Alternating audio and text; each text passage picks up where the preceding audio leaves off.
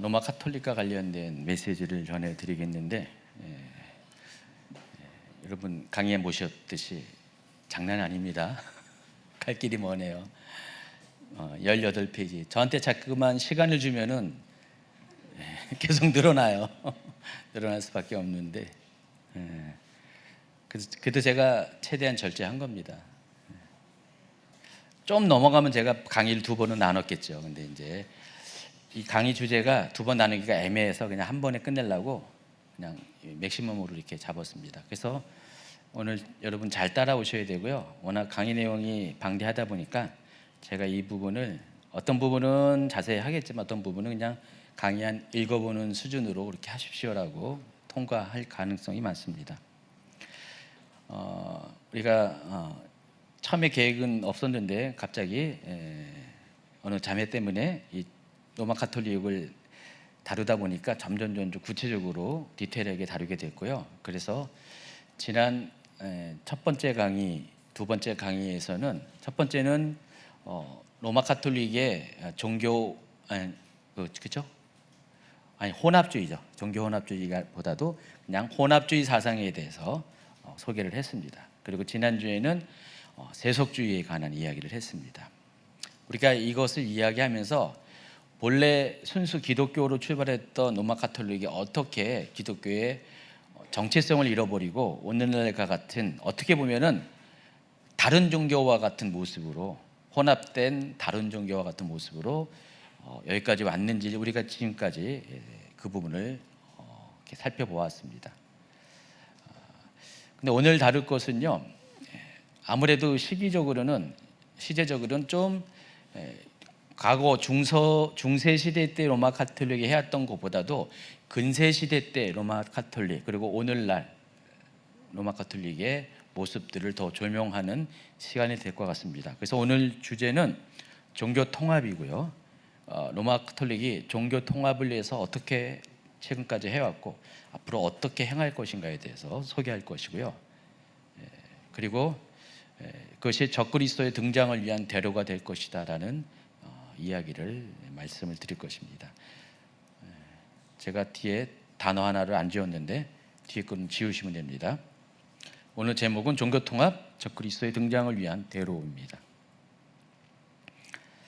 자, 중세시대 로마 카톨릭은 여러분에게는 아마 생소한 개념인데 그리스도의 지배 영역 또 기독교가 지배하는 문명권이라는 뜻을 가지고 있는 그리스도교 세계라는 개념을 통해서 종교가 정치와 사회 전반을 지배하는 새로운 질서 체계를 구축하려는 시도를 했습니다. 결과적으로는 종교와 국가를 하나로 묶는 것을 목표로 한 어떤 사상적인 기반을 마련하는데 그게 그리스도의 세계라는 겁니다. 이게 이름이에요. 우리가 무슨 사상을 보면 무슨 주의라기도 하기도 하고 뭐 여러 가지 다양한 그 사상의 이름이 있잖아요. 이데올릭의 이름이 있는데 그 이데올릭의 이름이 바로 그리스도교의 세계라는 것입니다. 그래서 문자적인 의미는 그리스도의 지배 영역, 기독교가 지배하는 문명권이라는 뜻을 갖고 있습니다. 자, 그래서 로마 카톨릭은요, 이 그리스도교 세계라는 이 사상을 근거로 세상의 정치 질서는 신앙적 권위 아래 복속되어야 한다는 주장을 합니다. 즉 카톨릭 교회가 단순히 신앙적 지도력을 넘어서 교회 안에 영향력만 있는 것이 아니라 이제는 세속적 통치자 역할까지 함으로써 사회 전체가 기독교 신앙을 기준으로 통치되고 조직되는, 그러니까 정치 문화적으로 통합된 질서 체계를 갖춰야 한다는 주장이 바로 이 그리스도교 세계라는 것이고요. 이것은 곧 뭘 향해 있냐? 신정일치 사회를 향해 있다는 것입니다. 여러분, 신정일치 사회가 어떤 사회입니까? 종교가 곧 국가죠. 지금 현존하는 오늘날 현대 국가 중에서 이 신정일치 사회가 어디죠? 이란이죠. 이란과 같이, 그러니까 종교의 모든 권위가 국가를 다 이렇게 좌지우지하는 그런 나라가 신정일치 사회입니다. 성경에서는 이 신정일치 사회가 어느 시대에 있었죠?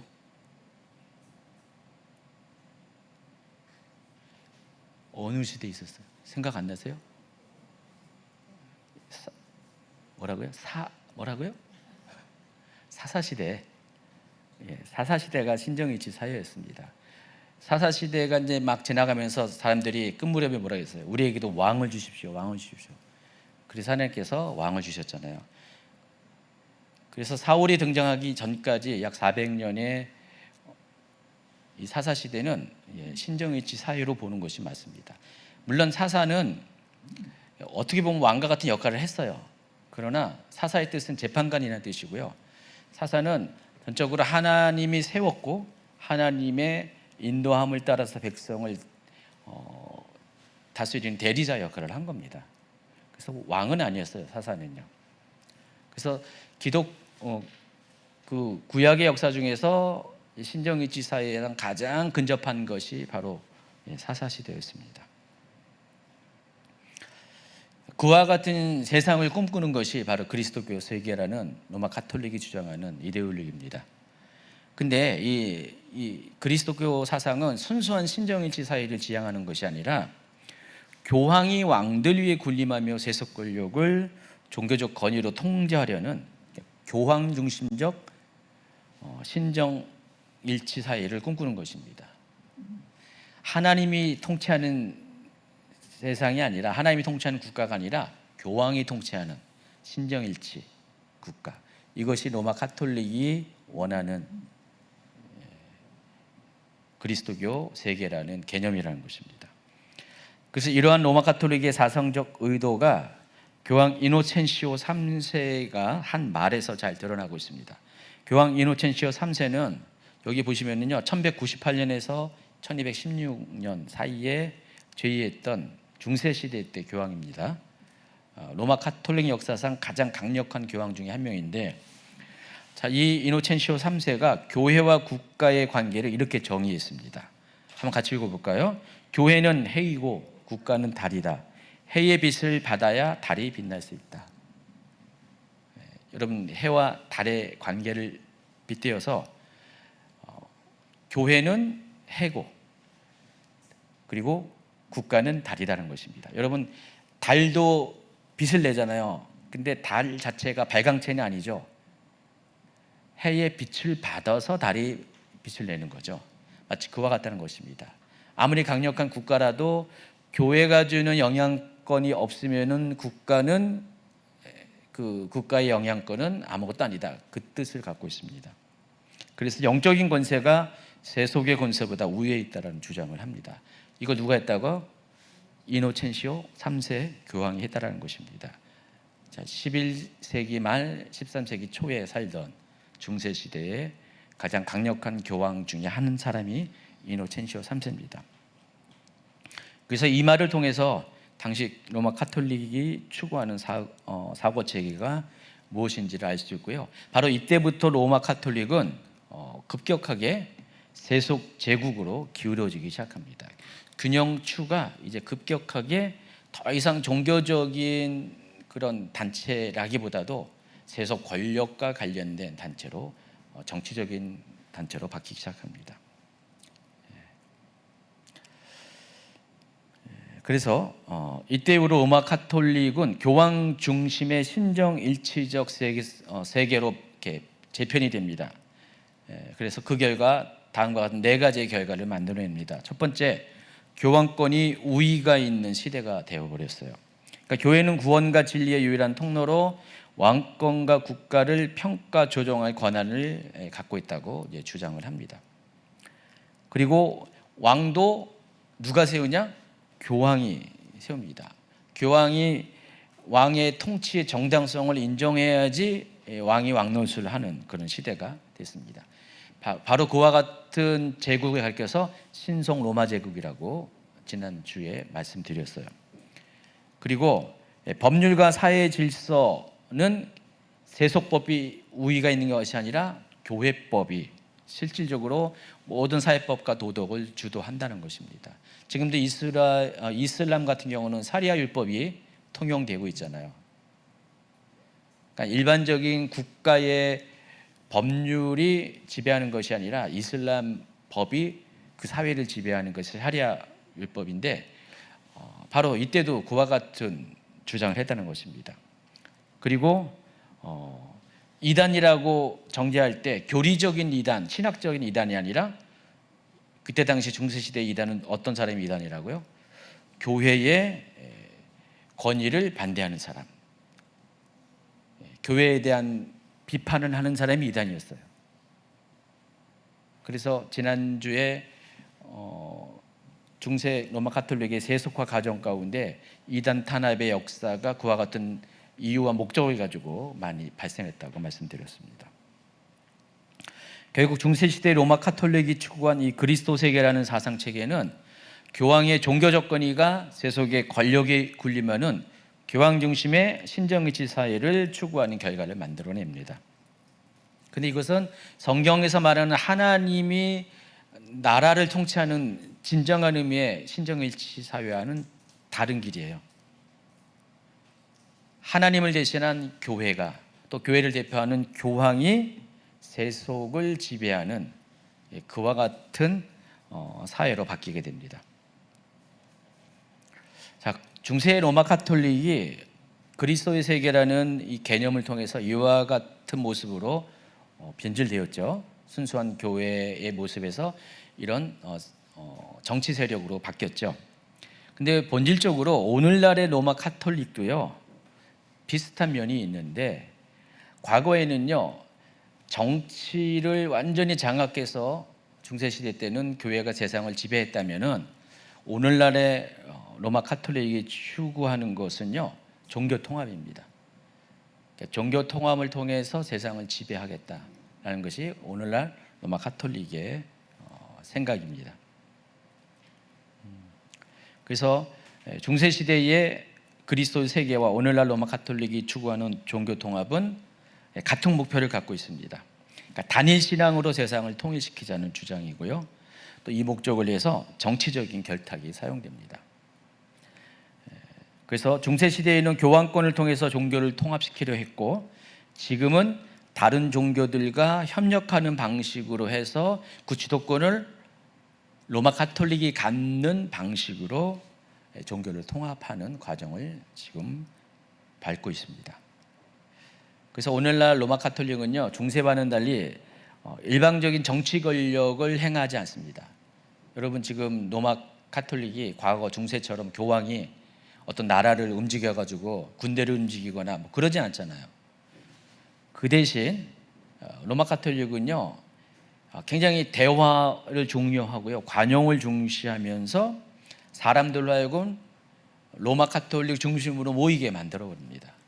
정치와 권력과 문화와 교육과 모든 사회 전반에 걸쳐서 교황 중심, 로마 가톨릭 중심으로 모든 것들을 끌어모으는 그런 일들을 많이 하고 있습니다.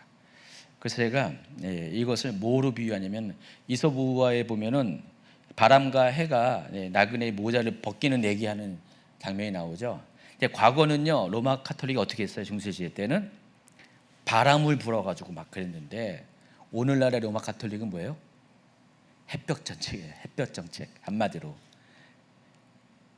사람들에게 로마 가톨릭이 정말 좋은 종교다, 교황은 정말 자애롭고 인자하고 사람들을 정말 사랑하는 그런 사람이다 라는 인식을 넣어주고, 그와 같은 방식을 통해서 로마 가톨릭에 대해서 모든 사람들이 뭐예요? 친근하고, 그리고 로마 가톨릭은 굉장히 좋은 종교다라고 인식을 심어주는 방식을 취하고 있습니다. 우리나라에도 보세요. 어떤 종교 선호도를 보면은 제일 위에 올라간 게 천주교예요. 가톨릭이에요. 제일 바닥이 어디라고요? 이단 빼고 개신교입니다. 왜냐하면 개신교는 굉장히 종교적인 배타성을 갖고 있거든요. 그러니까 종교 통합에 대해서 개신교만큼 반대하는 데는 없잖아요.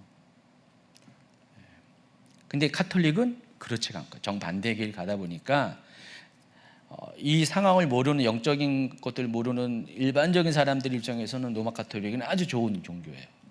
로마 가톨릭의 수장인 교황은 정말 세계적인 어떤 리더십을 갖고 있는 그런 사람이다라고 생각을 하고 있습니다. 방식이 바뀐 거예요. 옛날에는 정치 권력을 위해서 박해와 탄압을 했다면은 오늘날은 이와 같은 햇볕 정책을 통해서 세상을 로마 가톨릭 중심으로 하나가 되게 하는 그런 방식을 취하고 있다는 것입니다. 그래서 오늘날 현대 로마 가톨릭이 어떤 구체적인 방식을 통해 이 종교 통합의 목표를 향해 나아가고 있는지 그 과정들을 지금부터 소개를 하겠습니다. 자, 로마 가톨릭이 현재 교인 수가 약 13억 명입니다. 세계에서 가장 큰 종교처럼 보이지만은 그렇지 않죠. 세계에서 가장 큰 종교는 가장 많은 수는 이슬람이에요. 이슬람은 현재 20억 5천만 명, 어떤 분들은 22억 얘기하는 분들도 계시는데, 근데 제가 뭐 이거를 가장 최근 정보로 봤으니까 뭐 맞을 거예요. 자, 근데 수적으로는 분명 로마 가톨릭보다 더 많습니다. 50%는 맞는데 문제가 있어요. 여기는 각 종파가 있어요. 이슬람 안에도요. 가장 대표적인 게 수니파, 시아파가 있죠. 이것만 있는 건 아닙니다. 군소 종파도 또 있어요. 대표적인 게 수니파와 시아파고요. 다른 종교를 빼고 수니파, 시아파만 두면요 서로 원수예요. 그래서 전체적으로는 20억이 넘는 그런 신도를 갖고 있지만은 각각의 지도 체계가 종파별로 나라별로 다 달라가지고요 하나된 것은 아닌 것 같아요. 그런데 세상에서 유일하게 로마 가톨릭은요 한 명의 중앙 지도자 곧 교황에게 종속된 초국가적이고 전체주의적인 종교 조직이라는 것입니다. 그러니까 교황 말 한마디 13억 명의 가톨릭 신자들이 다 순종한다는 것입니다. 그런 의미에서 로마 가톨릭은 단일 조직으로는 세계에서 가장 큰 종교 집단이라는 것입니다. 전체주의적인 집단이라는 것입니다. 그런 로마 가톨릭이 그냥 종교적으로만 잘하면 좋은데 그게 아니라 세계의 정치와 경제와 교육, 문화 모든 면에서 다 관여를 하고 있어요. 그래서 다양한 국제기구들과 긴밀한 협력 관계를 맺으면서 국제사회를 이끄는 리더십에 아주 깊숙이 관여하고 있습니다. 좀 이따 제가 로마 가톨릭이 소속된 여러 가지 국제기구들을 소개하면요 깜짝깜짝 놀랄 겁니다. 그래서 이와 같은 로마 가톨릭의 정치적인 국제사회에 관여하는 행보들의 그 위상을 잘 나타내는 것이 바로 바티칸이라는 개념입니다. 여러분 바티칸이라고 많이 들어봤죠? 바티칸이 어떤 뜻이냐면은 그림에 나와 있는 것처럼 바로 요 경계 지역을 바티칸이라고 부르는 거예요. 바티칸은 어떤 물리적 공간을 말하는 것입니다. 그러니까 교황청과 성 베드로 성당 등 로마 가톨릭의 주요 건물들이 위치한 바로 요 0.44 평방킬로미터, 이게 여의도 면적의 6분의 1밖에 안 된대요. 요 지역을 가리켜서 바티칸이라고 부르고요. 여기도 인구가 800명 정도 돼요. 근데 이게 한 나라예요. 독립국가예요. 말도 안 되는 건데 여러 가지 과정을 통해서 이 바티칸이 독립국가가 돼 있어요. 그래서 이 바티칸 지역을 가리켜서 정치적으로 뭐라고 부르냐면 바티칸 시국이라고 부르는 것입니다. 그래서 바티칸은 독립된 국가의 한 국가입니다. 인구 800명에 면적은 여의도 면적의 6분의 1밖에 안 되는 그와 같은 나라 개념이라는 것입니다. 자, 그런데 로마 가톨릭이 우리는 바티칸으로 알고 있는데 국제사회에서 어떤 특별한 일들을 어떤 외교적인 일을 할 때는 바티칸이라는 이름으로 하지 않고요. 뭐라고 부르냐면은 성자라는 호칭을 가지고 합니다. 이게 공식 외교 명칭이에요. 바티칸 시국의 공식 외교 명칭이 성자입니다. 그래서 국제 외교 조약 체결, 유엔 옵서버 자격 등 모두 명의는 성자 명의로 이루어진다는 것입니다. 일반적으로 우리는 바티칸 하지만은 공식 명칭은 성자랍니다. 그래서 이 성자는 교황과 로마 교황청이 이끄는 로마 카톨릭의 영적 외교적 최고 권위체를 가리키고 바티칸 시국은 물리적인 국가를 가리킨다는 것입니다. 이 성자라고 번역한 이탈리아 표기어가 상크타 세데스라는 단어인데, 자, 이게 영어로 표현하면 뭘 것 같아요? 거룩한 자리라는 뜻이에요. 거룩한 자리. 여러분, 거룩한 자리 하면 뭐가 떠오를까요?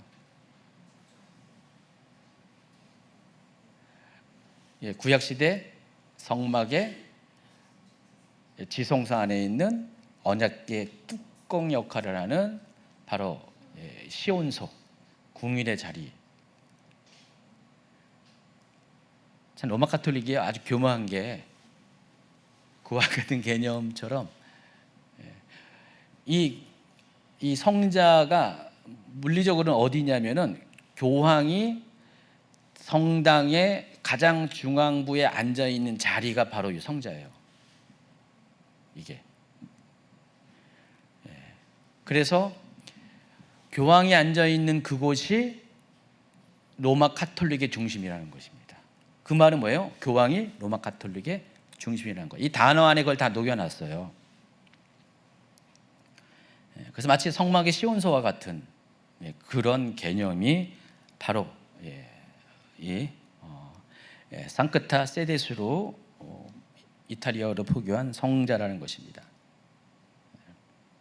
그래서 우리가 이 성자의 개념을 통해서 계시록의 두 가지 성경 기절이 떠오르게 되는데, 첫 번째는 계시록 17장 1절에 많은 무리에 앉은 음녀 있습니다. 성자라는 것이 앉는 자리잖아요. 거룩한 자리라는 뜻이잖아요. 거룩한 자리는 아주 구별된 자리인데, 그 구별된 자리 누가 앉아 있다고 했죠? 아니, 여기 실제로 교황이 앉아 있잖아요. 교황이 앉아 있는데 그 교황의 모습이 마치 계시록 17장 1절에 있는 많은 무리에 앉아 있는 큰 음녀의 모습과 오버랩이 된다는 것입니다. 여기도 큰 음녀도 앉아 있잖아요. 많은 세상 권력을 상징하는 이 많은 무리에 앉아 있어요. 온 열방 민족 위에 군림하는 모습으로 있는데, 마치 그와 같이 지금 로마 카톨릭도요, 성자라는 개념을 통해서 사람들 위에 군림하고 있습니다.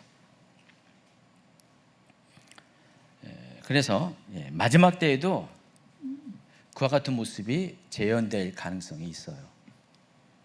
또 여러분, 또 계시록 2장 13절에 보면 두아디라 교회에 예수님께서 경고하신 내용이 보는데, 내가 어디에 사는지를 내가 아노니 거기는 사탄의 권자가 있는 데라.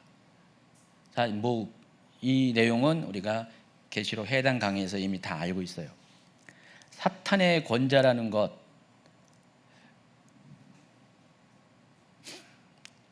로마 카톨릭은 성자라고 하는데, 우리가 로마 카톨릭을 지금 큰 음녀로서 지금 보고 있잖아요. 큰 음녀로서 보면은 어쩌면은 이 로마 카톨릭이 바로 앉아 있는 그곳, 교황이 앉아 있는 그곳, 로마 카톨릭의 영적 권위의 중심이 되는 그곳이 마치 사탄의 권자로서 우리에게 또 비춰질 수가 있다는 것입니다. 자, 이런 로마 교황청 바티칸은 이런 위상을 바탕으로 유엔의 옵소보 국가로 등록되어 있습니다. 참고로 팔레스타인도 정식 국가가 아니라 옵소보 국가로 등록이 되어 있어요. 준 국가로, 초청 국가로 이렇게 정식 회원이 아니라 무슨 회원이요? 준 회원으로 이렇게 되어 있습니다. 유엔의 193개 회원국 중에서 183개 국가 외교 관계를 갖고 있어요.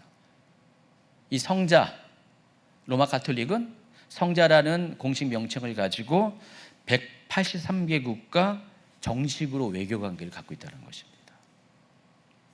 그리고 다양한 국제기구들과 긴밀한 협력 관계를 맺고 인권, 빈곤 퇴치, 환경보호, 평화 구축 등 다양한 글로벌 이슈에 대한 입장을 같이 공유하고 있습니다. 그래서 로마 카톨릭이 지금 현재 관여하고 있는 국제기구들 목록을 한번 소개하겠습니다. 먼저는 정회원으로 참여 중인 국제기구가 있어요. 국제원자력기구, 화학무기금지기구, 유럽안보협력기구, 국제이주기구, 세계지식재산기구, 국제전기통신연합, 만국우편연합. 보세요. 아니 무슨 종교단체가 무슨 국제원자력기구가 뭔 상관이 있다고, 무슨 만국우편연합과 뭔 상관이 있다고. 정회원이에요, 정회원. 좀 이상하지 않아요? 또 옵서버 자격으로 참여 중인 기구가 아까 소개한 유엔 총회 및 유엔 총회 밑에 있는 많은 산하 기구들이 있죠. 거기 다 옵서버 국가로 참여하고 있습니다.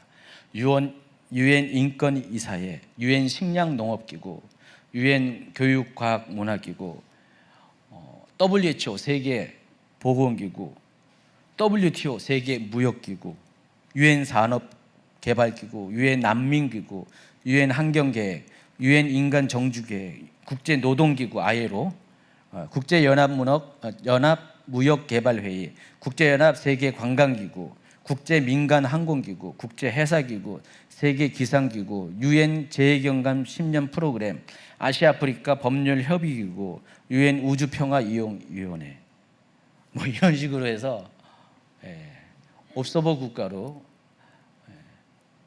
만약에 우리 한국에 있는 기독교 교단 단체가, 뭐 교단 단체 아이들은 뭐 전 세계적으로 기독교를 대표하고 있는 뭐 WCC, WEA가 이런데 만약에 이렇게 정회원 또는 옵서버 국가로 관여하겠으면 여러분 이해가 됩니까? 가서 뭘 해요? 근데 로마 가톨릭은 여기에 정회원 또는 옵서버 국가로 이렇게 참여하고 있어요. 이거 말고도요, 미주기구, 유럽평의회, 아프리카연합, 아랍연맹, 심지어 아랍연맹까지, 동남아시아 국가연합, 아센이라고 그러죠. 서아프리카 경제공동체, 비동맹 운동, 국제형사재판소, 여기와도 협력 단체로 등록이 되어 있어요. 그리고 로마 카톨릭을 기반한 국제 네트워크도 또 주도해서 만드는데, 국제 카톨릭 이주위원회, 국제 카리타스, 국제 수도자 연합, 세계 카톨릭 커뮤니케이션 협회, 국제 카톨릭 대학 연맹, 국제 카톨릭 의료 협회 등등 해서 카톨릭이 창설한 이와 같은 국제 네트워크도 가지고 있습니다. 잘 보시면은 카톨릭이 종교 기관인지 조직인지 헷갈려요. 정치적인 조직이잖아요. 어떤 사회 문화적인 그런 엄청나게 여기서 영향력을 끼치고 있는 종교기관이라고 보기 어렵다는 것입니다. 그래서 이런 단체의 정회원 또는 옵서버로 참여하면서 발언권을 행사하고 아주 막대한 영향력을 끼치고 있습니다. 그래서 로마 카톨릭은요, 유엔에서 옵서버 자격이지만은 발언권이 있어요. 그냥 가만히 구경만 하는 게 아니라 발언권도 다 갖고 있습니다. 최근 사망한 이 프란치스코 교황은요, 2020년에 세계 각국의 정치 지도자, 경제 리더, 교육 전문가들을 함께 다 모아가지고요, 인류 공동의 새로운 가치 체계를 구축하자라는 메시지를 냅니다. 그래서 글로벌 교육 협약이라는 것을 제안합니다. 여기에는 이 4가지의 내용이 포함되어 있어요. 인권 존중, 환경 보호, 평화 구축과 포용성, 세계 시민 정신. 자, 이것을 프란치스코 교황이 글로벌 교육 협약이라는 것을 통해서 마치 우리 어떤 거죠? MOU를 맺자. 이걸 통해서 세계 각국의 정치 지도자들과 경제 리더가 교육 전문가들이 우리가 협약을 맺자, 이렇게 제안을 했습니다. 근데 보면은 복음과 관계된 게 하나도 없잖아요. 기독교 복음과는 전혀 상관이 없고, 인간의 도덕성과 선함 이런 것들 전제로서 복음 없이도 더 나은 세상을 만들 수 있는 인본주의적인 시도들을 강화하고 있다는 사실을 알 수가 있습니다. 그래서 원래 복음을 전해야 되는 기독교 조직인 로마 카톨릭은 그런 것들은 전혀 하지 않고 교회가 복음을 통해서 인류를 변화시키자가 아니라 이 세상의 가치 기준의 교회를 종속시켜서 그와 같은 방식으로 세속적 가치 기준을 가지고 인류를 하나로 묶자라는 시도를 하고 있다는 것입니다. 어떻게 하든 간에 종교적인 배타성을 다 상쇄시킬 수 있고 사람들이 다 포용함으로써 사람들에게 호의감을 줄 수 있는 그런 어젠다를 가지고 로마 가톨릭이 많은 국가와 리더십들에게 다가서고 있다는 사실을 알 수가 있습니다. 결과적으로 로마 가톨릭이 많은 민족과 나라들을 아우르는 이 거대한 영향력이 이렇게 나타내 보고 있어요. 그래서 이 모습이 마치 큰 임녀가 많은 무리에 앉은 모습과 비슷하다, 그 얘기를 하고 있는 것입니다. 또 한편 로마 가톨릭은요, 오랜 세월 동안 세계 종교 간의 대화 통합을 위한 다양한 노력을 기울여 왔습니다. 자, 이것은 종교 다원주의에 기반한 것인데 최근에는 더 빠른 걸음으로 종교 다원주의적 행보를 지금 걷고 있습니다.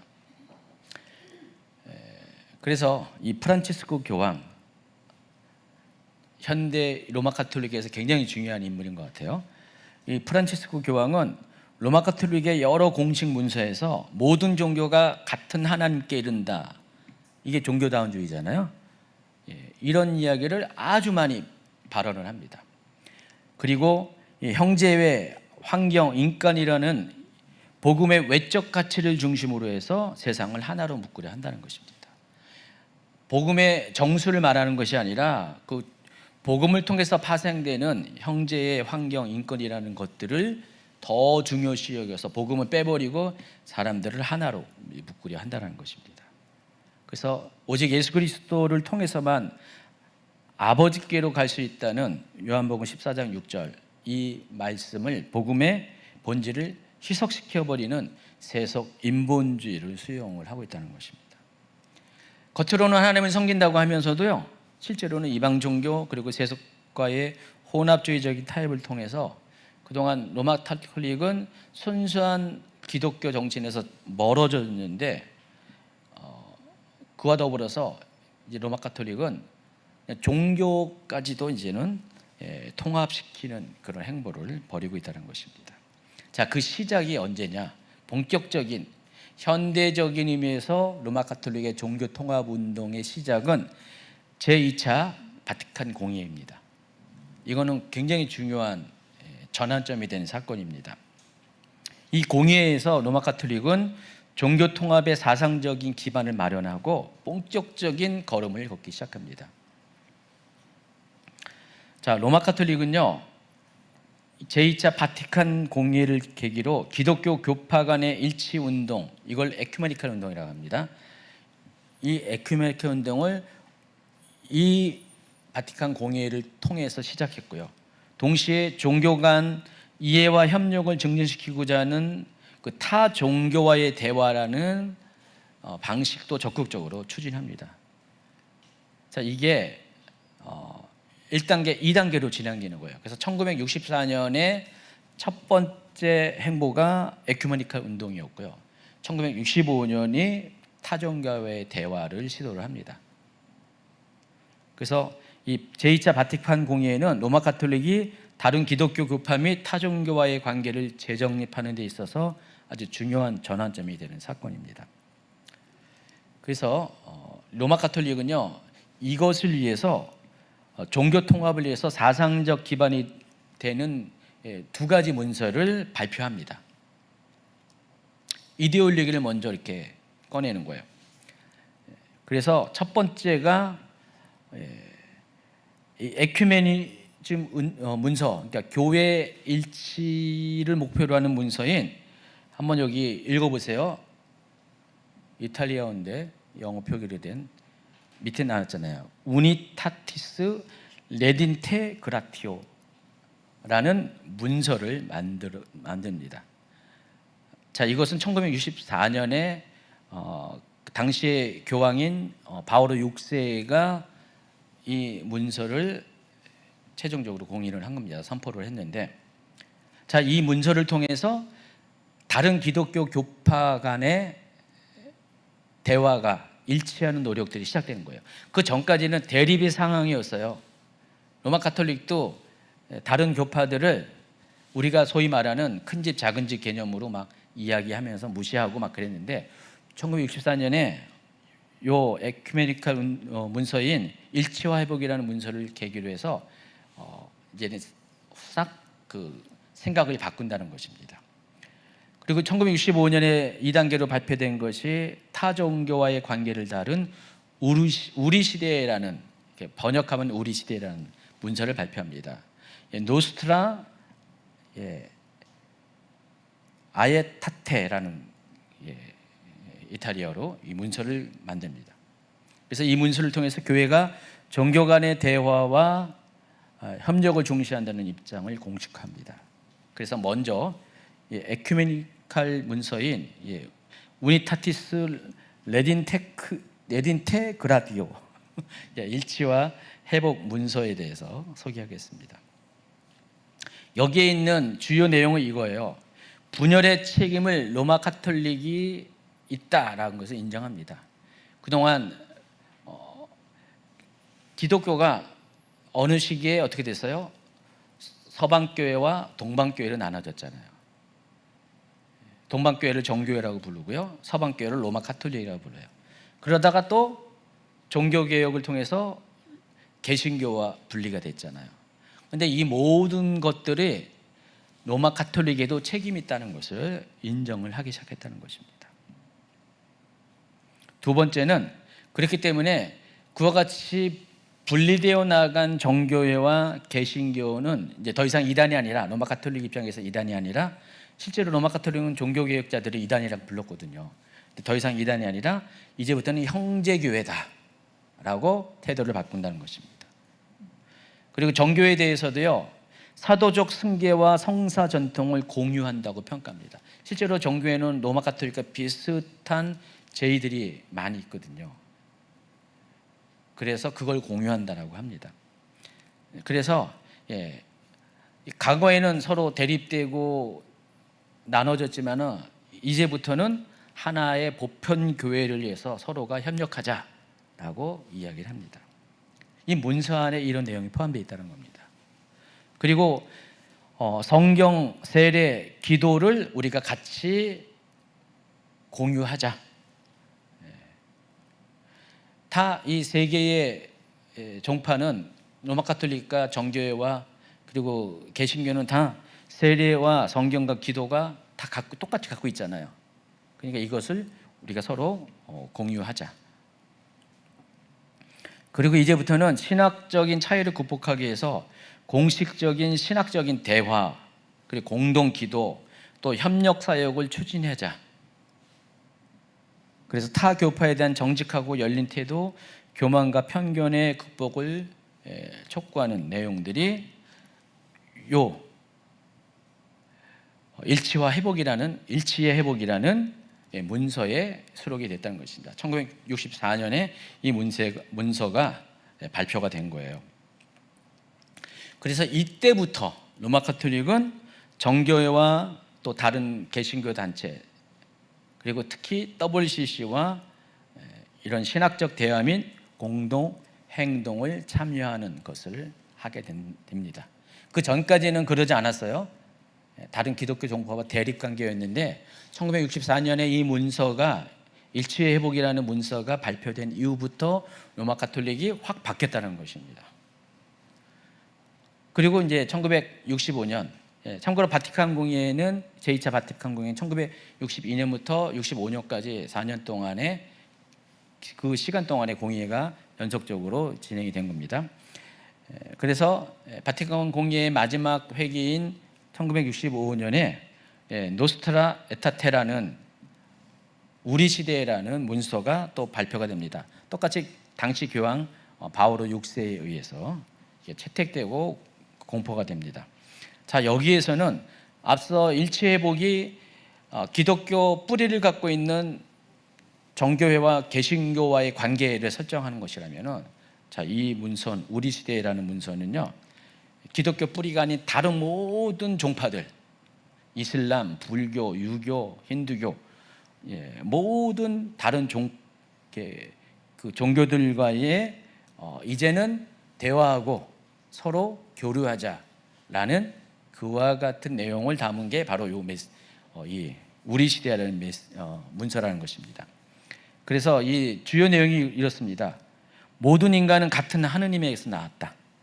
따라서 모든 사람은 형제 자매이다. 그래서 종교 간의 대화 이해가 필수적이다.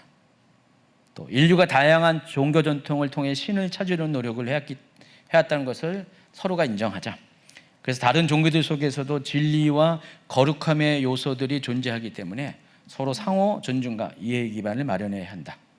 또 세 번째는 특히 유대인에 대해서 관점이 바뀌었습니다.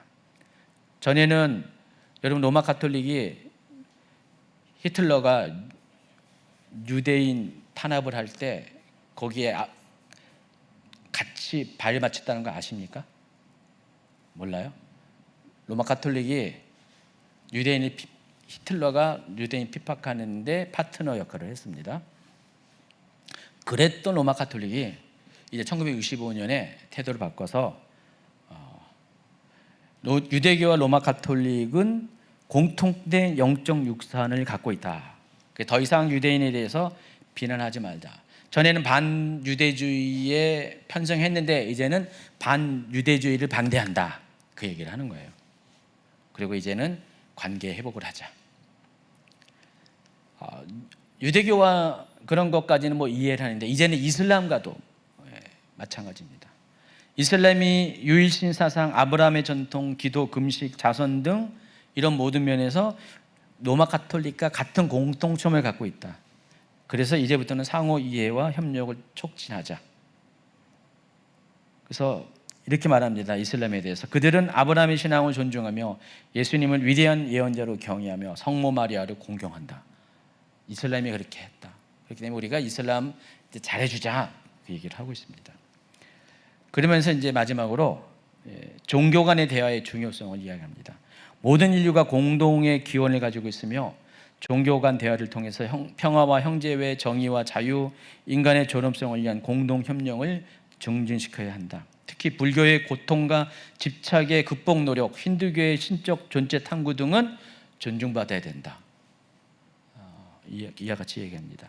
자, 이와 같은 선언을 통해서 로마 가톨릭은 비그리스도교 종교들, 그러니까 기독교 뿌리를 갖고 있지 않은 다른 종교들 관계에서 더 이상 배타적인 태도를 지향하고 이제는 상호 존중하고 대화를 통해서 협력의 길을 모색하자는 전환점을 마련하게 됩니다. 그래서 이때부터 이와 같이 타 종교들과 본격적인 대화를 시작하는 거예요. 그러니까 1964년 이전까지는요, 기독교 내의 다른 종파들과도 대화를 안 했어요. 개신교는 이단 그렇게 생각했는데 이제 그때부터는 이제 개신교 다른 기독교 뿌리를 가진 다른 종파들과도 이제는 화해를 하고, 그리고 1965년에는 기독교 뿌리를 갖고 있지 않은 다른 모든 종교들에 대해서도 우리가 공통점이 있고 이 종교는 요게 좋고 요게 좋고 그러니까 서로 인정하고 존중하고 상호 협력해서 같은 길을 걷자라는 이야기를 하기 시작했던 것입니다. 그래서 이 두 문서가 사상적인 기반이 되어서 이 문서를 통해서 본격적으로 종교 통합의 길을 걷기 시작하게 된다는 것입니다. 그 중에서 이제 개신교와의 대화가 어떻게 됐는가? 그래서 제2차 바티칸 공회를 통해서 종교 통합의 사상적 기반을 갖춘 로마 가톨릭은 가장 먼저 개신교와의 일치 회복을 위한 신학적 실천적 대화에 본격적으로 뛰어듭니다. 지금도 그건 계속 지속적으로 이어지고 있어요. 그래서 첫 번째 중요한 파트너가 누굴 것 같아요? WCC입니다. 로마 가톨릭은 주로 WCC, 세계 교회 협의회와 협력을 통해서 이 에큐메니즘 운동을 적극적으로 참여하고 있습니다. 로마 가톨릭은요 WCC 회원이 아니에요. 정식 회원이 아닌데 1965년부터 공동 작업 그룹을 통해서 신학적 대화 등 긴밀한 협력을 이어오고 있습니다. 여러분, 이때쯤 돼서 WCC 총회가 열렸는데 이때부터 로마 가톨릭이 거기 옵서버 자격으로 참여하기 시작하는 거예요. 그래서 이 시기부터 로마 가톨릭과 WCC가 서로 파트너십을 맺으면서 여러 가지 공동 작업을 합니다. 그 중에 하나가 신학적 쟁점에 대해서 대화를 하고, 또 인도주의 사역을 같이 협력해서 하고, 기후변화, 평화, 사회정의에 대한 공동 목소리를 내자, 그리고 기도 주간과 같은 공동 행사를 하자라는 식으로 그렇게 접근을 하기 시작합니다. 일단 가능한 것부터 하자 해가지고 WCC와 로마 가톨릭이 이와 같은 협력을 시도합니다. 1999년부터는요, 이제는 루터교와 이렇게 협력을 맺습니다. 루터교와 로마 가톨릭은 굉장히 이거 아주 그냥 상극이거든요. 루터교가 뭐예요? 바로 종교개혁을 시작한 루터를 뿌리로 해가지고 생겨난 교단이잖아요. 당연히 루터교는 칭의를 강조하잖아요. 그리고 로마 가톨릭은 뭘 강조해요? 행위를 강조하잖아요. 로마 가톨릭은 행위군이거든요. 그리고 루터교를 비롯한 종교개혁자들은 바로 믿음으로 얻는 구원을 말합니다. 칭의의 구원을 말해요. 서로 이게 안 맞잖아요. 근데 이때 1999년에 그 대표적인 종교 개혁의 후예인 이 루터교와 칭의 교리에 관한 공동 성언원에 서명을 합니다. 서로 뜻을 조금 좁혔다라는 의미에서 이 공동 선언에 서명을 합니다. 그리고 그 이후부터 루터교와 사이가 굉장히 좋아지는 거예요. 2016년에는요, 스웨덴 룬두에서 종교개혁 500주년 기념 행사가 있었는데 루터교 지도자들과 교황이 함께 공동으로 예배드린 거예요. 지금 종교개혁 기념 예배를 드린 거예요. 500주년. 근데 거기 누가 갔다고요? 교황이 간 거예요. 교황 중에 누구라고요? 프란치스코 교황이에요. 그래서 종교개혁 이후 로마 가톨릭이 개신교와 관계를 화해와 일치 방향으로 가져가는데 아주 상징적인 또 사건 중에 하나가 바로 이겁니다. 이후에도 감리교, 개혁교회 등과 함께 같이 신학적인 대화를 하는 여러 가지 문서에 동의를 해서 계속해서 대화를 일어나고 있습니다. 근데 최근 들어서 또 어떤 문제가 생겼냐면은 세계교회 협의회 WCC와 필적하는 규모의 또 세계적인 기독교 단체가 있죠. 그게 바로 WEA예요. 세계 복음주의 연맹이랍니다. 영어명이 World Evangelical Alliance인데 그것을 약자를 따가지고 첫자를 따서 WEA입니다. 세계 복음주의 연맹입니다. 여러분, 이 복음주의 연맹은요, 어떤 단체냐면은 이 전 세계 복음주의 교회들과 단체들의 연합체예요. 여러분, 복음주의라는 것은 뭔지 개념 정리가 돼 있나요? 복음주의가 뭡니까? 한 가지만 기억하면 됩니다. 일단 구원은 뭐로 이루어져요? 칭의로 이루어지잖아요. 우리가 그것을 믿을 때 우리가 구원을 받는 거잖아요. 그리고 나서 복음주의는 뭐가 장점이냐면은 그걸로 끝나는 것이 아니라 이제는 의로운 사람으로 살아가서 구원을 완성시킨다. 이게 복음주의의 핵심적인 내용이에요. 이것만 기억하면 돼요. 복음주의는 뭐냐? 그럼 여러분, 어느 교파가 어느 교단이 복음주의냐 아니냐 어떻게 알 수 있어요? 저 성도는 좀 복음주의적인 성도다, 교회다, 어떻게 알 수 있어요? 그 내용을 보면 아는 거예요. 오직 우리의 구원은 예수 그리스도의 십자가로 말미암고, 그래서 그것이 끝나는 것이 아니라 의인된 자로서의 삶을 살아가는 것, 그와 같은 사고 체계를 갖고 온 것이 복음주의입니다. 그럼 여러분, 우리가 그런 복음주의 교회잖아요. 여러분이 복음주의 성도잖아요. 그래서 그런 복음주의적인 교회들이 모인 게 세계 복음주의 연맹 WEA라는 것입니다.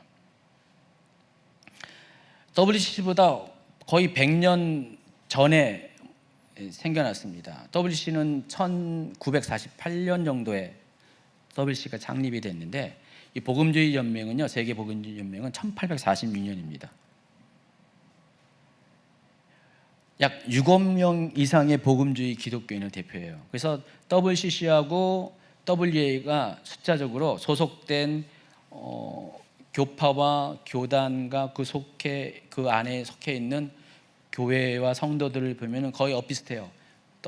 복음주의 연맹이, 세계 복음주의 연맹이 조금 더 많아요. 굉장히 많은 사람들이 여기에 속해 있습니다. 그것을 대표하는 게 WEA라는 것입니다. 그래서 WEA는요, 역사적으로 WCC와 로마 가톨릭과 신학적인 입장 차이를 갖고 있었어요. 교류 안 했어요. WCC랑 안 놀았어요. WEA가. 로마 가톨릭은 더더욱 안 놀았어요. 근데 2000년대 이후부터 흐름이 바뀌어버린 거예요. 특히 WEA는요, 2010년 이후 WCC와 협력을 강화하기 시작합니다. 그래서 2013년에 부산에서 WCC 제10차 총회가 있었잖아요. 부산 백스코에서. 이때 WEA가 공식 대표단을 파견을 합니다. 그때부터 말이 많아지기 시작한 거예요.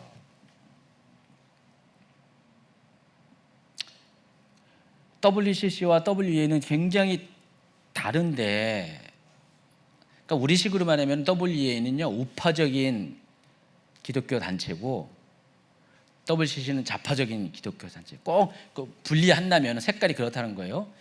근데 그 WEA가 갑자기 어느 날부터 WCC랑 같이 놀자, 합류하기 시작한 거예요. 전에는 너랑 안 놀아, 절대 안 놀아 그랬다가 불과 얼마 안 됐어요. 2025년이니까 10몇 년 전부터 WEA가 WCC랑 협력을 강화하기 시작했다는 것입니다. 그런 와중에 그 WCC보다 로마 가톨릭이 WEA와 조금 더 몇 년 앞서서 협력을 시작합니다.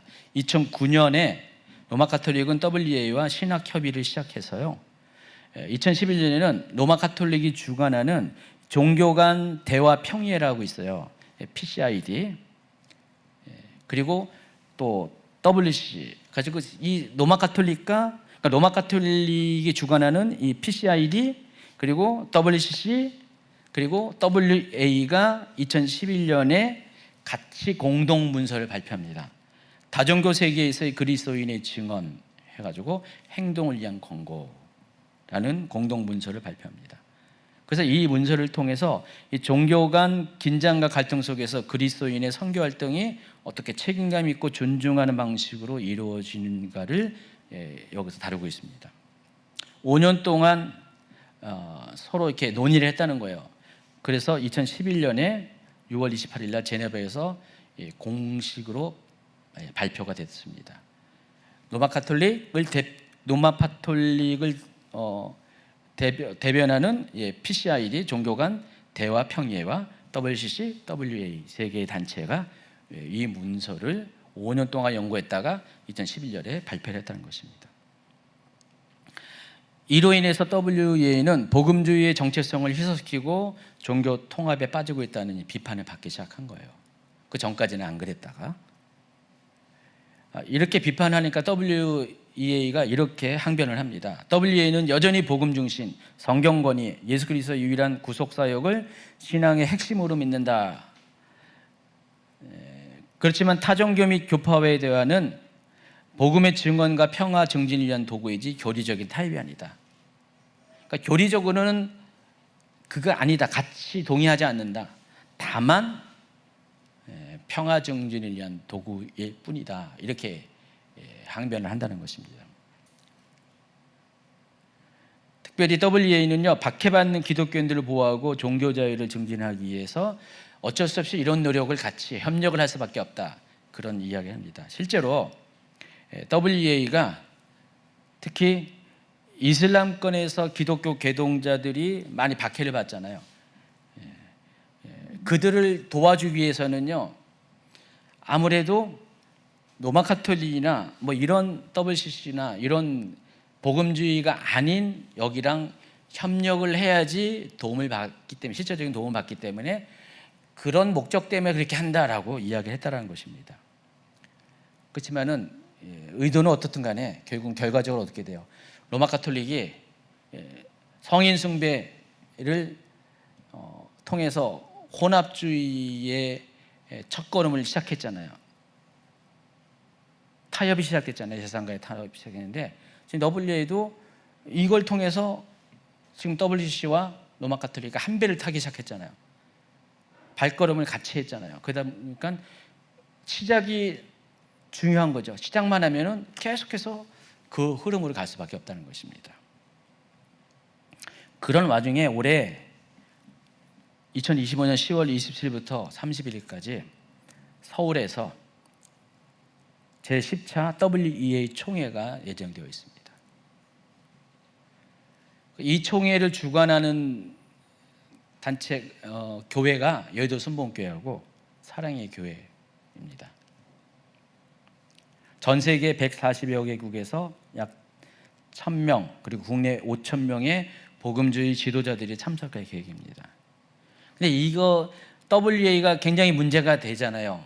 그러니까 WA 최근 10수년간의 행보가 여러 가지 문제가 되니까 기독교 보수 단체들이 반대를 합니다. 근데 그 반대 목소리가 점점 커지고 있어요. 커지고 있어가지고요. 한기총 같은 경우 적극 반대하고요. 뭐 민족 복음화 운동본부, 심지어 사랑의 교회가 속해 있는 교단인 대한예수교회의 그 합동총회에서도 많은 사람들이 이 WEA 총회에 대해서 한국에서 이걸 개최하면 안 된다라고 반대를 하고 있습니다. 그러다 보니까 며칠 전에요, 얼마 안 됐어요. 일주일도 채 안 됐는데 이영훈 목사님이, 여의도 순복음 이영훈 목사님이 우리는 잠시 보류한다. 안 한다까지는 안 했지만은 이 문제가 해소되기 전까지는 WA가 이런 의심을 걷어내기 전까지는 우리는 여기에 참여할 수 없다. 보류한다. 이렇게 선언을 했죠. 그래서 지금 사랑의 교회 혼자서 지금 여기를 지금 준비하고 있어요. 그래서 10월 달에 이게 그대로 진행되면 사랑의 교회에서 지금 제10차 WA 총회가 개최가 된다는 것입니다. 그래서 지금 오정훈 목사님 거기도 엄청 지금 공력을 받고 있어요. 전 개인적으로 결단을 내서 그냥 취소하면 좋겠어요. 뭐 욕을 먹든 말든 간에 우리도 못한다. WA가 지금 로마 카톨릭과 WCC와의 그런 밀착된 것들을 해명하고 이젠 다시는 그러지 않으면은 우리는 하겠다라고 하면 좋은데 지금 그러지 못하고 있어요. 10수년 전까지만 해도 이 WA가 WCC를 대항하는 기독교의 우군이었는데 지금도 WA마저 지금 이런 흐름 가운데 한 발 끌려가고 있다는 것입니다. 자, 이 모든 것들을 뒤에서 조정하고 아주 교묘하게 이런 것들을 흐름을 만들어가는 게 누구예요? 로마 카톨릭이라는 것입니다. 자, 로마 카톨릭이 이렇게 WCC를 먼저 포섭하고 다음 순서로 WA를 지금 포섭하고 있는 단계라는 사실을 아시기 바랍니다. 자, 종교 통합을 전제로 한 타 종교 간의 대화를 가장 적극적으로 한 사람이, 한 교황이 얼마 전에 사망한 프란치스코 교황이에요. 재임 기간 동안에 프란치스코 교황은요, 뭐 인권도 강조하고 많이 했지만은요, 특히 종교 통합 운동에 대해서 아주 발벗고 뛰어다녔습니다. 그래서 프란치스코 교황이 있는 동안에 이슬람, 불교, 힌두교와 직접 대화를 하고 문서를 서명하는 일들이 굉장히 많았습니다. 이전에는 가끔씩 있을까 말까 하는 일인데 프란치스코 교황 때는 이와 같은 종교들과 아주 다양한 협력을 공식으로 문서화시키는 작업들을 많이 했어요. 2019년에 프란치스코 교황은요, 아부다비에서 이슬람 수니파 최고 지도자인 이 아흐메드 알타예브라는 사람과 함께 인류 형제를 위한 문서라는 거기에 공동 서명합니다. 자, 이게 서명하는 장면이에요. 수니파 리더와 교황이 지금 서로 MOU를 맺고 있는 거예요. 이걸 통해서 인류 형제의 고등위원회를 설립해서 종교 간의 평화와 협력을 위한 구체적인 행동을 하자. 그래서 이 문서에는 몇 가지 중요한 내용이 포함되어 있는데 이런 내용입니다. 모든 종교는 평등하다. 모든 인간은 하나님의 뜻에 따라 다양하게 창조됐다. 모든 종교는 본질적으로 동일한 하나님을 섬깁니다. 이게 뭐예요? 종교다원주의잖아요. 그래서 현재 교황청은 공식적으로 모든 종교는 하나의 신에게로 가는 길이라고 선언하고 있습니다. 이제 로마 카톨릭이 아주 공식적으로 종교다원주의를 표방을 하고 있습니다.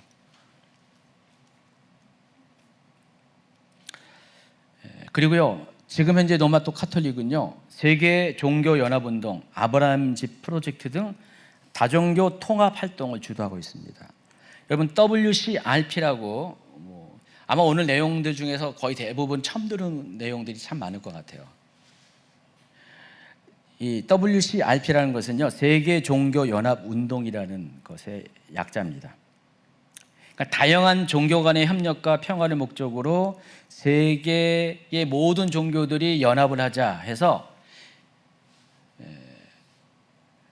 지금 현재 100개국 이상에서 900개 이상의 종교단체와 이 지도자들이 참가하고 있습니다. 로마 카톨릭, 개신교, 정교회, 이슬람, 유대교, 불교, 힌두교, 유교 뭐 할 것 없이 전 세계 거의 대부분의 종교 단체들이 여기에 연합운동에 함께하고 있습니다. 자, 이것을 주도한 게 누구라고요? 로마 카톨릭이라는 것입니다. WCRP가 1970년에 설립이 됐고 지금 현재 뉴욕에 본부를 두고 있는데 이 WCRP가 창립될 때 주도적인 역할을 한 게 로마 카톨릭이라는 것입니다. 그래서 바티칸 공의회 이후에 이게 현실적으로 이런 일들이 자꾸만 벌어지고 있는 거예요.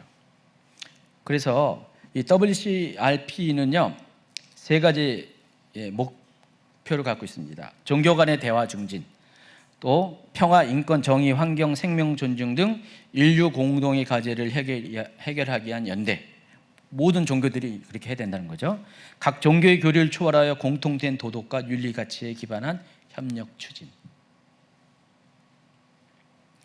그래서 아까 잠깐 소개한 것처럼 WCC와 WEA와 함께 행보를 마친 로마 카톨릭을 대변하는 이 종교 간 대화 평의회, 로마 카톨릭 안에 있는 단체입니다. 이 PCID 소속 사제들이겠죠.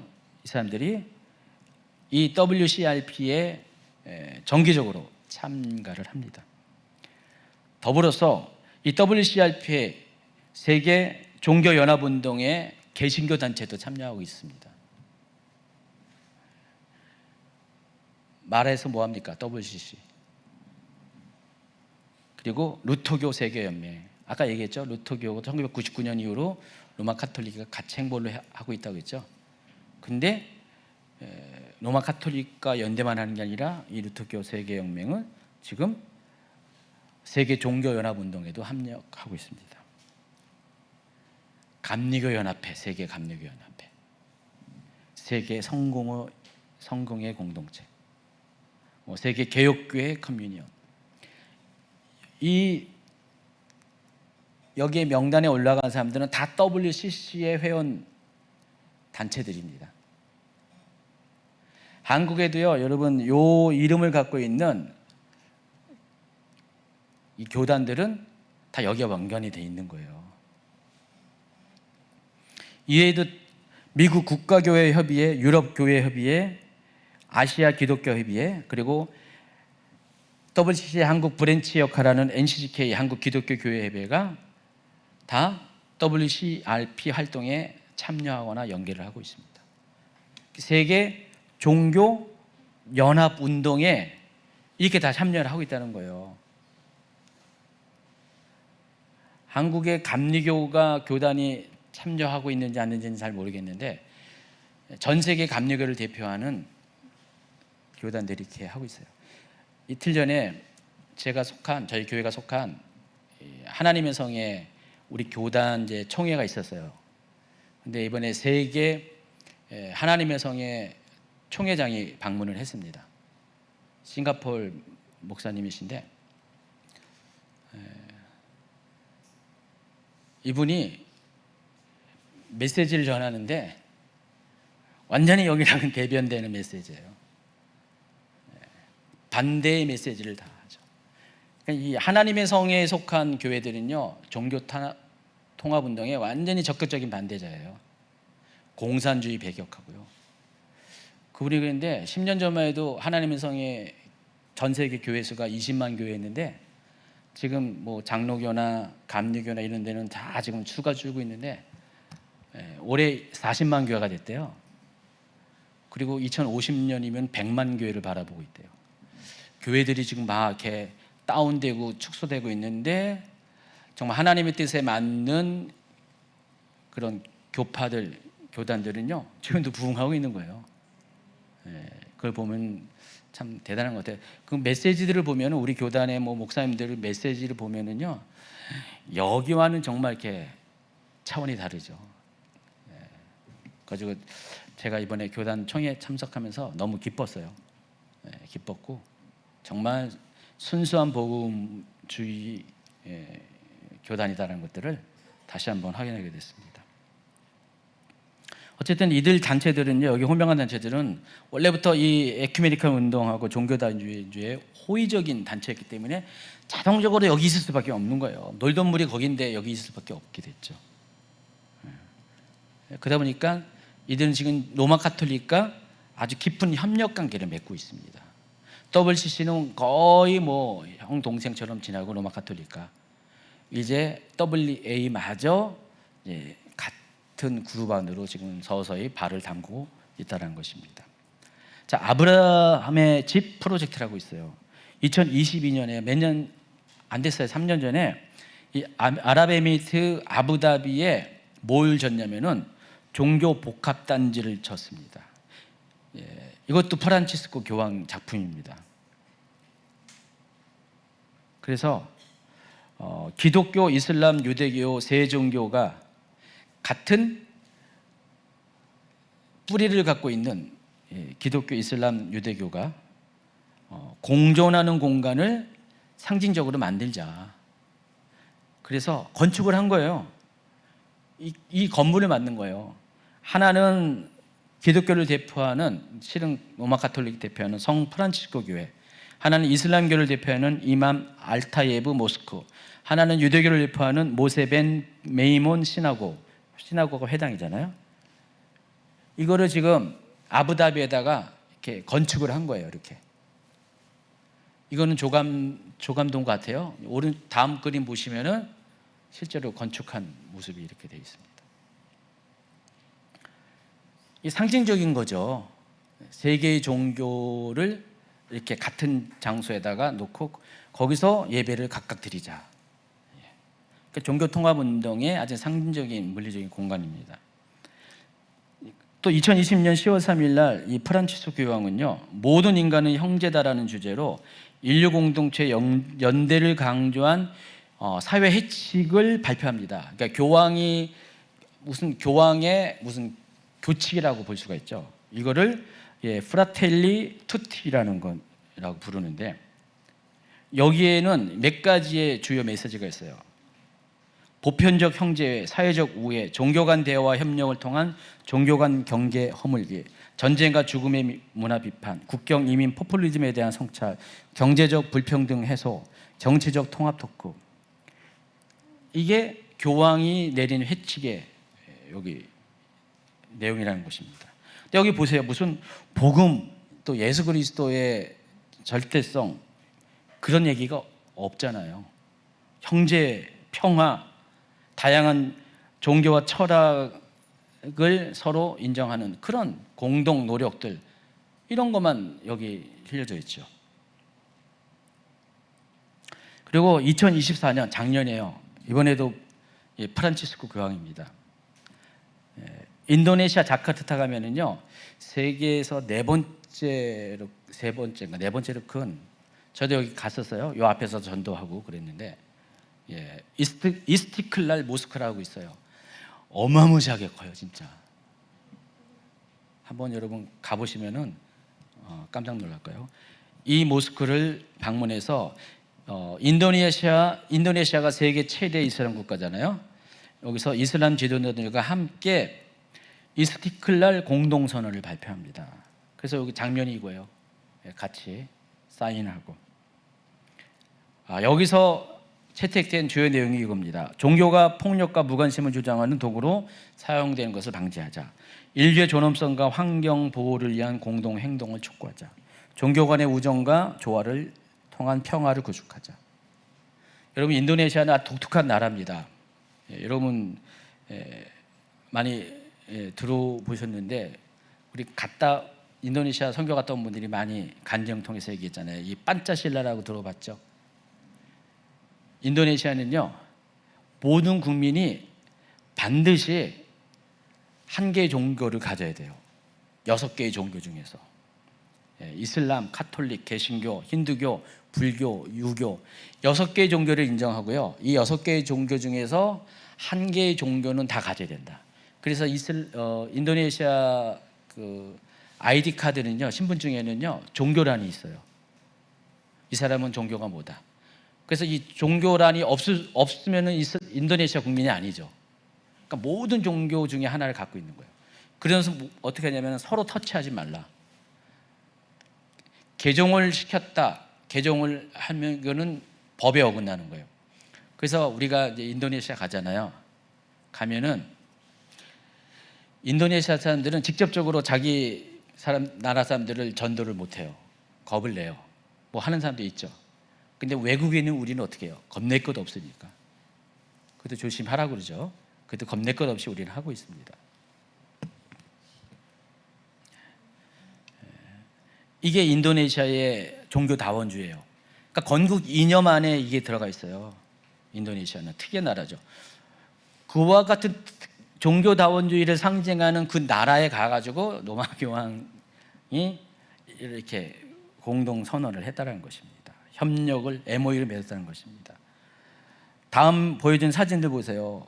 이 프란치스코 교황이 각각의 종교 종파 리더들과 여기 뭐 원불교도 있네요, 우리나라. 그러니까 전부 다 이렇게 방문해서 같이 사진 찍고 항상 중심에 누가 있어요? 교황이 들어가 있습니다. 교황 중심의 종교 연합 운동이 통합 운동이 이렇게 벌어지고 있습니다. 그래서 로마 카톨릭은요 어느 종교에서도 다 환영하고 있어요. 지금 분위기가 평화의 종교다. 협력을 모색하는 종교다. 아주 이미지가 되게 좋아요. 친구다. 그래서 로마 카톨릭이야말로 세상을 하나 되게 해서 평화를 가져다는 유일한 종교다라고 세계인의 머릿속에 막 각인시키는 일을 누가 하고 있어요? 지금 프란치스코 교황이 하고 있는데 몇 주 전에 죽었습니다. 그리고 새로 선출된 교황도 그 뜻을 이어가겠다 지금 하고 있어요. 로마 카톨릭은 이렇게 평화를 강조하고 종교 간의 공동 연대를 강조하는데 자, 개신교는 어떻게 합니까? 정반대잖아요. 그럼 어떻게 해요? 개신교는 굉장히 배타적인 종교라서 전 세계의 모든 종교인들이 싫어하는 종교.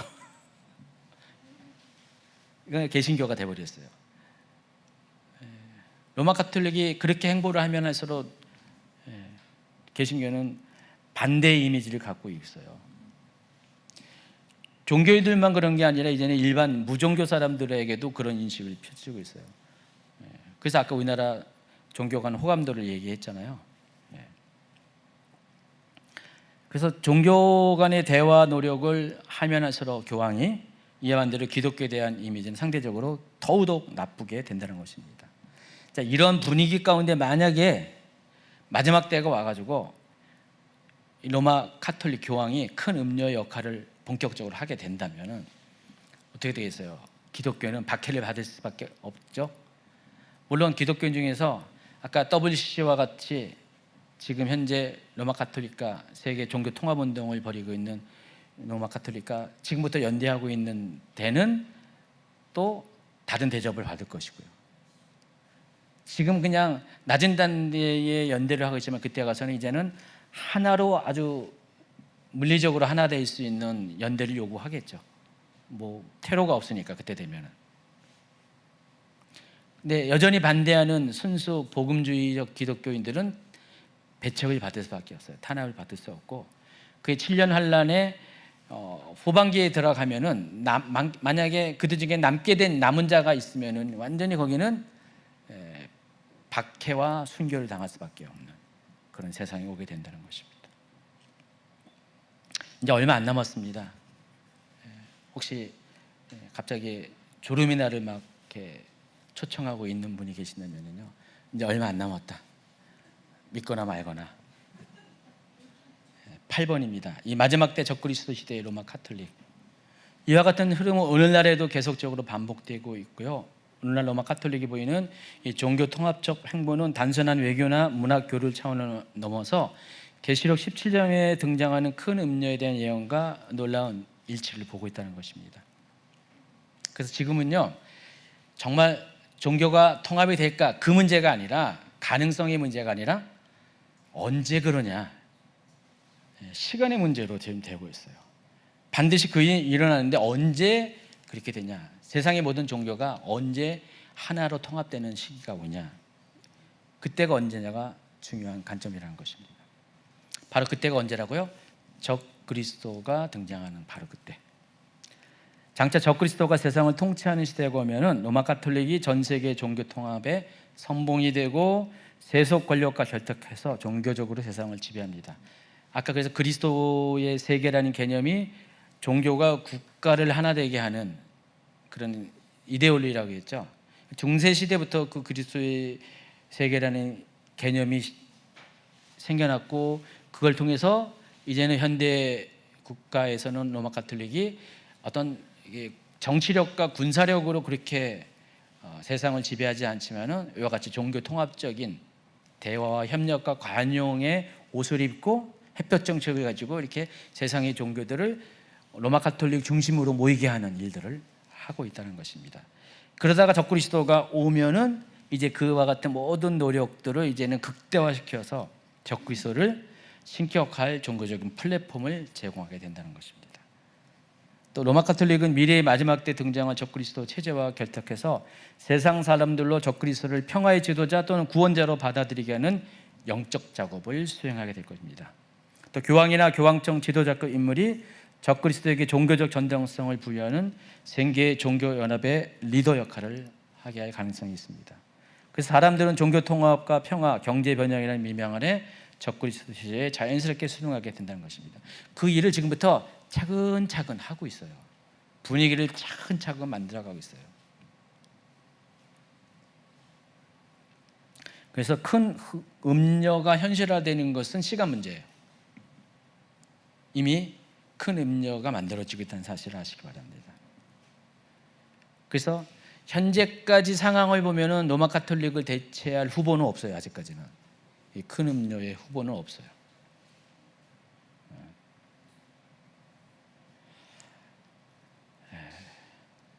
결론입니다. 근데 결론이 엄청 많네. 줄였네요. 내가 줄였어요. 계시록 17장에 등장하는 큰 음료는 마지막 때 전 세계 종교를 통합하고 세속 권력과 결탁하여 세상을 지배하는 배도한 종교 세력을 의미합니다. 큰 음료가 그렇다는 것이에요. 이 큰 음료는 외형적으로는 하나님을 섬기는 것처럼 보이나 실제로는 세속적 권력과 결탁해서 하나님을 배반하고 궁극적으로 적그리스도를 숭배하게 하는 역할을 하는데, 지금까지 흐름을 볼 때 그 큰 음료의 가장 강력한 후보가 로마 카톨릭이 될 가능성이 매우 매우 크다라는 것입니다.